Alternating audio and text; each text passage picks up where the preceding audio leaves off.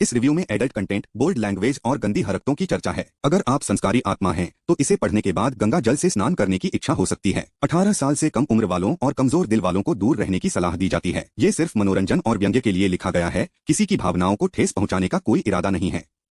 इस सीजन में बाबा निराला सिर्फ ढोंगी नहीं, पूरा ठरकी, कमीना और सेक्स एडिक्ट बन चुका है। धर्म की आड़ में आश्रम नहीं, सीधा रंडी खाना खोल लिया है। लड़की जो एक बार आश्रम में आई, वो भक्तिन नहीं, बाबा के लिए रात की रंडी बन गई। बाबा की खास भक्ति, रात वाली सेवा। जो भी लड़की सत्संग में आई, उसे पहले आध्यात्मिक ज्ञान का चारा दिया जाता है, फिर धीरे धीरे मोक्ष प्राप्ति के लिए उसे बाबा के विशेष ध्यान में शामिल किया जाता है। मतलब पहले भक्ति सिखाते हैं, फिर बिस्तर में पकड़ के ठोकाई करवाते हैं। बाबा का आश्रम अब कोई धर्म स्थल नहीं, बल्कि पूरी भक्तिनों रंडी की मंडी बन चुका है, जहां बाबा का हर दिन पापस्नान चल रहा है। पम्मी ईशा गुप्ता पहले तो बाबा को असली भगवान मान रही थी, लेकिन जैसे ही बाबा की गुप्त साधना के बारे में पता चला, उसकी हालत अबे ये तो साला रिपिस्ट निकला वाली हो गई। बाबा ने उसे अपने विशेष कक्ष में बुलाया, प्यार से बैठाया, फिर आध्यात्मिक स्पर्श के बहाने सीधा फिजिकल टच शुरू कर दिया। लेकिन जब पम्मी ने विरोध किया,